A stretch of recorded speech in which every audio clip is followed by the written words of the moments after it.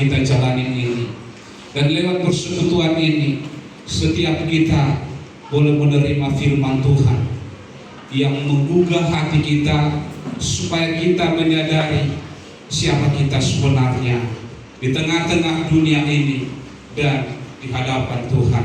Maka hari ini firman Tuhan yang terambil dari kitab Titus pasal yang kedua, Titus pasal yang kedua ayat 11 sampai dengan ayat yang ke-15, untuk kita boleh sama-sama membaca firman Tuhan ini dengan secara bersama-sama. Titus pasal yang kedua ayat 11 sampai dengan ayat yang ke-15. Sudah ditemukan, katakan amin. Kita boleh baca 1, 2, 3. Karena kasih karunia Allah yang menyelamatkan semua manusia sudah nyata. Ia mendidik kita supaya kita meninggalkan kefasikan dan keinginan-keinginan duniawi, dan supaya kita hidup bijaksana, adil, dan beribadah di dalam dunia sekarang ini, dengan menantikan pengharapan kita yang penuh bahagia dan penyataan kemuliaan Allah yang maha besar dan juru selamat kita Yesus Kristus, yang telah menyerahkan dirinya bagi kita untuk membebaskan kita dari segala kejahatan dan untuk menguduskan bagi dirinya suatu umat kepunyaannya sendiri yang rajin berbuat baik. Beritakanlah semuanya ini, nasihatilah dan yakinkanlah orang dengan segenap kebawaanmu. Janganlah ada orang yang menganggap engkau rendah. Puji Tuhan. Firman Tuhan ini disampaikan oleh Rasul Paulus kepada anak rohaninya yang sah, yaitu Titus, supaya Titus menjadi seorang hamba Tuhan yang benar-benar hidup dengan bijaksana, hidup dengan penuh keadilan, hidup dengan penuh dengan kewibawaan. Karena apa? Karena Titus dipandang oleh jemaat yang ada di Kreta, supaya mereka benar-benar bisa menerima teladan daripada Titus. Sehingga Paulus menekankan agar orang-orang yang di Kreta itu menjadi orang-orang yang senantiasa memperoleh makanan-makanan rohani yang sehat, makanan-makanan yang bervitamin, sehingga orang-orang di sana bisa melihat Titus menjadi seorang hamba Tuhan yang benar-benar bisa dipercaya, bahkan untuk menyelamatkan, bahkan membuka hati mereka menjadi orang-orang yang benar-benar meninggalkan kefasikan, meninggalkan keduniawian, sehingga nyatalah kebangkitan Kristus, kematian Kristus, kelahiran Kristus, bahkan kenaikan Kristus menjadi nyata di dalam hati mereka. Jadi hari ini Bapak Ibu Saudara yang Tuhan kasihi, Yesus yang kita sembah menjadi Yesus yang hidup, yang tidak pernah berubah dahulu, sekarang, dan sampai selama-lamanya. Oleh apa 2000 tahun yang lalu Yesus yang ada di sana, yang diberikan Tuhan, yaitu menjadi seorang penolong, dan sampai hari ini dan detik ini dia tetap menjadi Yesus yang penolong. Tetapi yang menjadi sebuah pertanyaan, bagaimana perjalanan kehidupan kekristenan sampai akhir zaman ini, sampai hari ini? Apakah sudah cukup pengorbanan Yesus itu membawa seluruh manusia itu masuk ke dalam sebuah kehidupan yang kekal? Tetapi ada sebuah hal yang harus dipilih oleh setiap orang-orang yang sudah diselamatkan itu. Mereka akan diberikan sebuah pilihan, dan jalan mana yang mereka harus tempuh dan mana yang mereka lakukan. Kenapa Tuhan memberikan itu? Kenapa Tuhan tidak seperti pada zaman Musa? Kalau Orang yang melakukan kesalahan harus dihukum. Kalau orang yang berzina, dia harus dilemparin dengan batu. Kalau orang yang mencuri, tangannya harus dipotong. Mungkin kalau sekarang seperti tidak ada lagi tinggal kita, sudah habis semua. Saya percaya ya, kita pun ada dosa kita, ada sikap kita.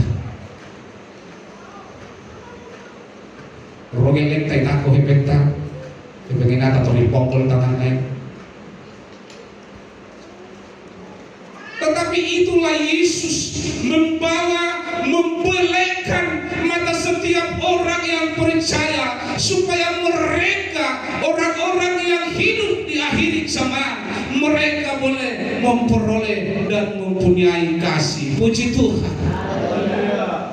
Kasih itu mengikat setiap kehidupan yang percaya, karena lewat kasih itulah bahwa manusia itu adalah makhluk sosial, di mana manusia itu tidak bisa dengan sendirian. Harus ada teman, harus ada saudara-saudara. Saat kita lemah, dia menolong kita. Di saat kita berbeban berat, ada saudara kita yang menolong kita. Dan mungkin itu suami, ada mungkin itu istri, anak-anak kita, keluarga kita, bahkan orang yang tidak kenal menolong kita. Lewat kasih yang diberikan oleh Yesus Kristus, menjadi teladan di tengah-tengah kehidupan manusia, dan teristimewa di tengah-tengah gereja Tuhan. Jadi kenapa orang-orang yang percaya masih banyak dan masih populer?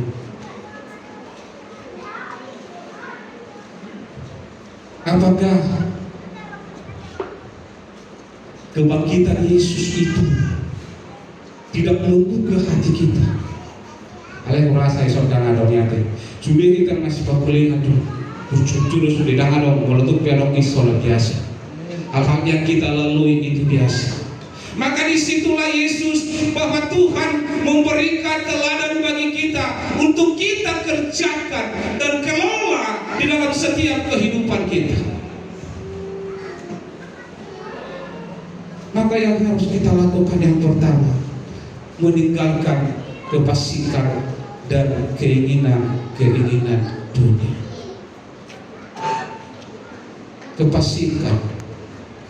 Kefasikan itulah sikap atau tindakan yang menentang Allah dalam kebenarannya.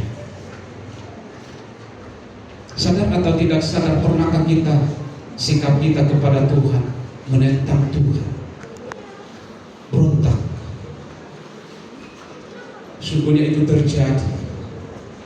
Dan inilah kehadiran, yaitu kasih karunia Tuhan yang nyata di dalam hidup kita, supaya kita meninggalkan kefasikan itu di dalam hidup kita. Ciri-ciri orang fasik seperti apa? Orang fasik itu satu, sombong, angkuh, mementingkan diri sendiri, pemberontak, berlagak tahu.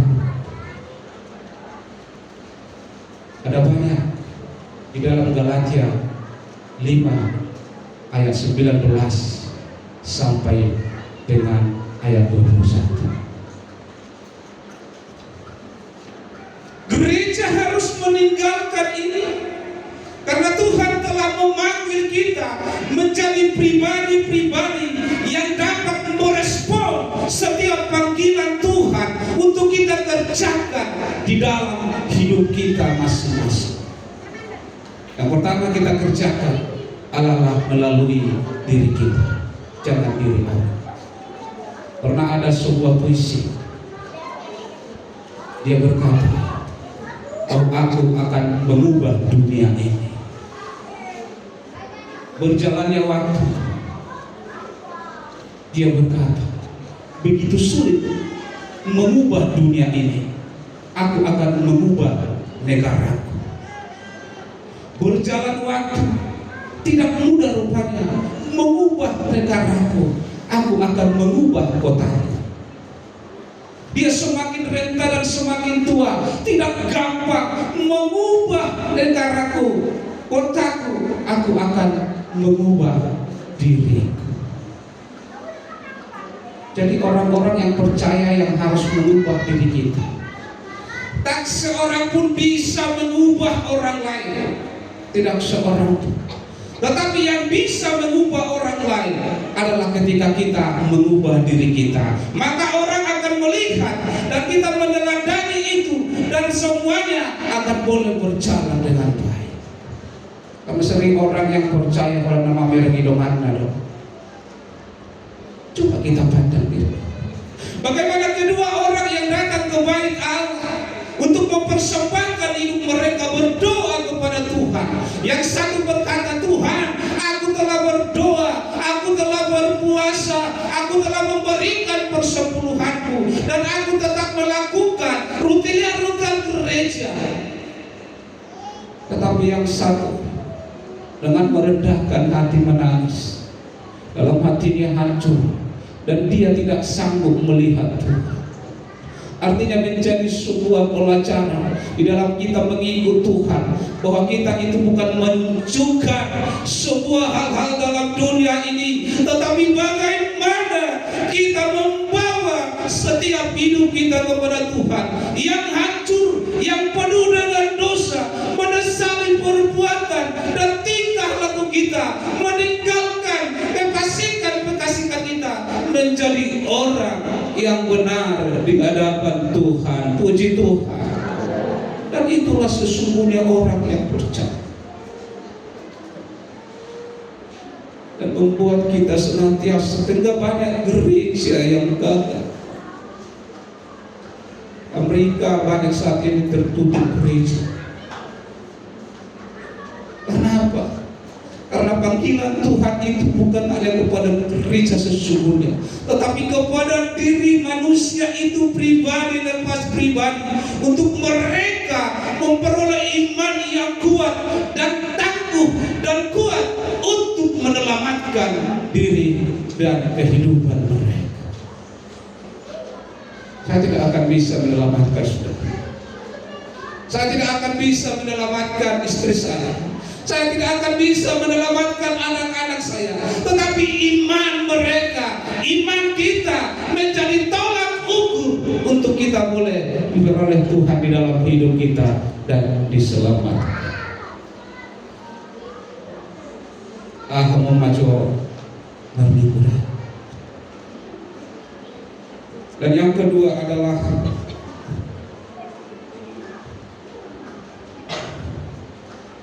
hidup bijaksana. Bijaksana berarti mengambil keputusan yang tepat berdasarkan firman Tuhan dan mengutamakan kebenaran dan menghindari perilaku yang mengganggu hubungan kita dengan Tuhan. Salomo memohon kepada Tuhan hanya hikmah, karena banyak orang yang tidak bijaksana, yang ada adalah bijaksana. Sering kita memutuskan sebuah perkara dalam hidup kita salah, sehingga mengakibatkan bukan hanya kesalahan atau kerugian bagi diri kita, tetapi mungkin bagi orang. Memutuskan apalagi masalah perasaan sering, dan wajar sebagai manusia itu harus terjadi. Tetapi orang yang sudah menerima yaitu karunia Allah, kita harus boleh menjadi orang. Dan inilah yang harus mohon kepada Tuhan. Firman Tuhan berkata, kalau mereka yang kurang bijaksana, biarlah mereka meminta kepada Tuhan. Artinya kita, Tuhan, saya memohon kepadamu, berikan saya hikmat untuk memutuskan sebuah permasalahan ini. Baik itu permasalahan kecil, besar, di tengah-tengah keluarga, di tengah-tengah gereja, supaya bagaimana dan tidak ada orang yang dirugikan. Dan selanjutnya adalah hidup adil. Keadilan adalah tentang memberikan hal-hal setiap orang berlaku jujur dan adil dalam segala hal dan tidak menjolimi siapapun. Menanggualan kompak godok imana puna sering-sering kolabusi kepada yang ini kamu abaikan. Tidak. Bahwa semua kita di hadapan Tuhan sama. Baik engkau yang berkurang sesuatu apapun, baik kepada orang ini yang mungkin tidak engkau sukai, firman Tuhan berkata bahwa kita harus bersikap jujur kepada mereka dan bersikap adil. Karena Yesus tidak pernah membeda-bedakan, semua di hadapannya adalah sama. Ya disukuni Natal tikimangului nah ibu, oma isi do parmen mo tuju orang pabet terkait tak kuat yang antara mabuto isi kalau bedokon sarupa hangus ini. Artinya cukup hanya di dalam diri kita, dan jangan kita praktekkan, kita tonjolkan bahwa kita tidak suka dengan orang lain sehingga kita bertindak tidak di jalan tengah-tengah, melainkan melenceng atau ke kiri atau ke kanan, membuat seseorang itu menjadi tersangka. Jadi panggilan Tuhan bagi kita untuk mengubah pola pikir kita, manajemen kehidupan kita menjadi manajemen yang benar-benar yang Tuhan kehendaki di dalam setiap kehidupan kita. Nah, cara pemarminggu, nah cara pe kaum bapak, nah cara pe kaum ibu, kita harus melihat yang kita tegakkan adalah kebenaran Tuhan. Puji Tuhan, firman Tuhan yang berkuasa di dalam hidup kita. Anak bersama ini suatu gabi malas sama minggu undang. Tetapi sikap hati kita itu. Dan selanjutnya adalah sadanai nama terlalu leleh nonton. Satu lagi adalah hidup beribadah di dalam dunia sekarang ini. Beribadah. Apakah beribadah itu menjadi hanya sebuah ritual gereja? Beribadah itu bukan hanya menjadi ritual gereja saja, tetapi juga dalam segala aspek kehidupan kita. Ritual gereja, ada aturan gereja sudah dikatakan di sana, diberikan di sana. Minggu Roma gereja duduk sudah. Minggu depannya kaum ibu melakukan seperti itu, kaum bapak melakukan di sana seperti itu, seperti yang dilakukan oleh orang-orang. Tidak. Artinya yang mau kita bawa kepada Tuhan adalah hidup kita ini. Haleluya. Ada sebuah kerendahan hati kita membawa setiap aspek kehidupan kita ini kepada Tuhan, untuk kita persembahkan kepada Tuhan dari diri kita masing-masing, bukan hanya karena doa para hamba apa Tuhan atau orang lain, tetapi Tuhan mau dari diri kita pribadi, dari lubuk kita yang paling dalam, untuk kita bawa kepada Tuhan menjadi sebuah persembahan kepada Tuhan. Itu ritual gereja, bukan tidak perlu berjemaah, perlu, tetapi sesungguhnya banyak orang gagal di dalam mengikut Tuhan, sehingga gereja sering banyak di luar. Waktu firman Tuhan datang, mereka pun di sana melakukan sebuah kumpulan, entah apa yang mereka katakan kita tidak tahu. Kenapa? Karena mereka menganggap bahwa dalam beribadah seperti ini hanya sebuah ritual gereja saja.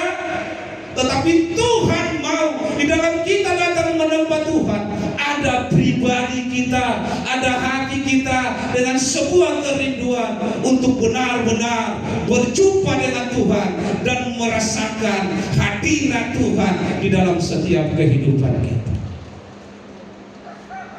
Jadi kita di akhir zaman, Tuhan sudah menyelamatkan kita, sudah melakukan semua yang terbaik buat kita. Dia telah mati, Dia telah bangkit, Dia telah naik ke surga. Momen-momen saat ini 2000 tahun yang lebih yang lalu, bahwa Dia mencoba meyakinkan orang-orang yang percaya, meyakinkan para murid-muridnya, supaya para murid-murid Yesus pada saat itu dan orang-orang yang mengikut Dia tidak ada yang ragu-ragu, tetapi mengambil sebuah kepastian bahwa di dalam hidup mereka, bahwa Yesus yang telah disalibkan itu, Dia telah hidup kembali. Haleluya. Begitu juga dengan hidup kita. Tidak ada lagi keraguan-raguan kita mengikut Tuhan. Jangan lagi ada yang abu-abu. Di dalam iman percaya kita mengikut Tuhan, tetapi tunjukkanlah dari lubuk hati kita yang paling dalam, bagaimanapun keadaan kita, bahwa kita harus datang kepada Tuhan, karena kita tidak tahu kapan Yesus akan datang, kapan Yesus akan memanggil kita. Oleh sebab itu, Bapak Ibu Saudara yang Tuhan kasih, kita ini adalah manusia yang terbatas. Kita ini adalah orang-orang yang hanya menumpang dalam dunia ini. Tetapi Yesus telah memberikan sebuah jawaban, bahwa ada satu tempat yang kekal yang telah disediakan oleh Tuhan kepada Tuhan. Bahkan hari ini, bagaimana kita, bagaimana saudara, bagaimana saya berjalan dalam beribadah di dalam dunia yang sekarang ini, yang penuh dengan kejahatan, yang penuh dengan hambatan, yang penuh dengan tantangan, mencoba merusak hubungan kita dengan Tuhan. Tetapi percayalah, tinggalkan semuanya kefasikan, tinggalkan keinginan-keinginan daging. Anggaplah bahwa besok kita akan berakhir dalam dunia ini, sehingga kita mau benar-benar setia kepada Tuhan. Kesempatan yang diberikan Tuhan ini menjadi kesempatan yang indah untuk dipergunakan oleh setiap orang yang percaya. Bapak Ibu Saudaraku, saya teringat hari Kamis yang lalu. Saya bukan mengungkit Bapak-Bapak situ. Saya di hadapan bersama Bapak Guru Sirai, Bapak Pendeta, bahkan kita semua. Saya melihat ibu itu begitu sudah tenang, dan saya melihat saat kecil bahwa semut berjalan, tidak ada yang tahu. Ketika saat ini semut mengganggu kita, mungkin bisa mengusir. Tetapi ketika sudah seperti itu, tidak ada bisa kita lakukan. Tidak ada yang bisa kan, mau diapain pun tidak akan terjadi apa-apa lagi, karena dia telah mengakhiri pertandingannya dan hidupnya sudah bersama dengan Tuhan. Begitu dengan kita hari ini. Kita bawa hidup kita ini sesungguhnya, bahwa harta yang kita miliki, bahwa uang yang kita miliki, bahwa rumah yang kita miliki, bahwa semuanya yang kita miliki saat ini, kita semuanya akan tinggal.